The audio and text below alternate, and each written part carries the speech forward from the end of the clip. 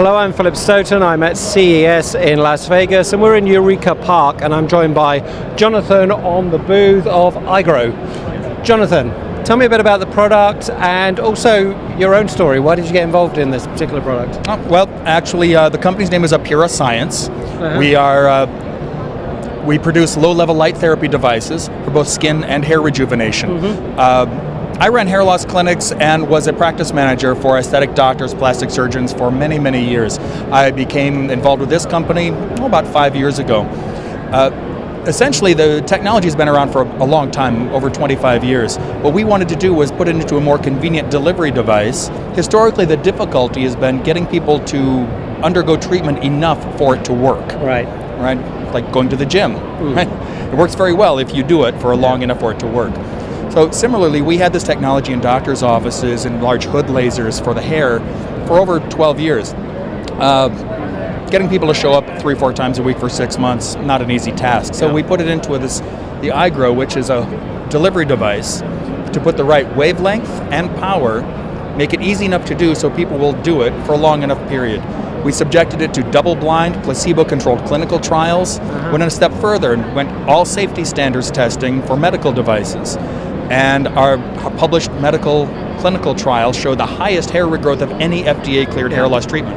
Okay, and then when I came on the booth, I said, you don't need it, you got a beautiful head of hair, but you've actually used it. Oh, certainly. That's kind of wrong to sell something you don't actually use. I was fortunate so that genetically, hair loss is very strong in my family. It's one of the reasons I got involved in the field so many years ago.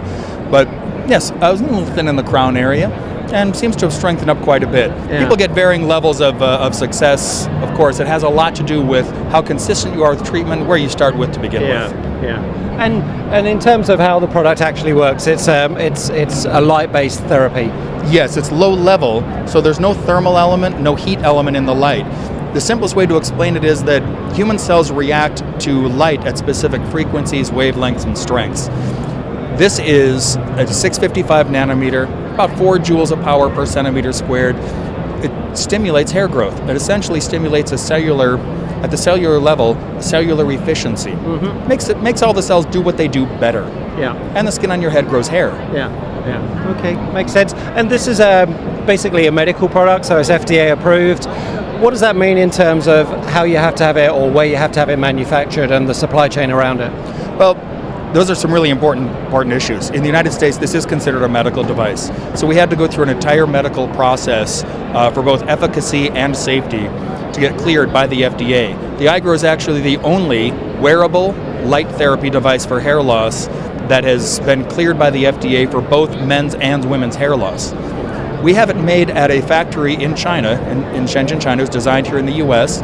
simply because that's where a lot of the medical devices seem to be produced. It has to be produced in a factory that has full clearances, international ISO certifications, inspections, etc. So we want the highest level of manufacturing for our product because it has to be to the standard worldwide. Okay, and you're fulfilling worldwide? You're delivering everywhere in the world? Yes, we are. Okay, and you've got a new product that I've also seen on here, which is for skin rejuvenation. Similar kind of therapy. Is that brand new to the market? You know, it is. In fact, we're in development for it right now.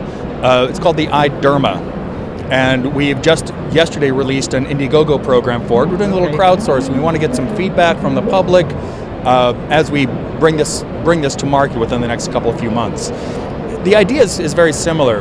It uses both infrared and red LED to stimulate collagen development, help with fine lines and wrinkles, general skin health throughout the face. It's the same problem that the technology has been in dermatology office and aesthetic clinics for many, many years, but again, getting people to show up and actually do it consistently. So we made a hands-free wearable device, just a few minutes, a few times a week, and within 8 weeks you can see a result.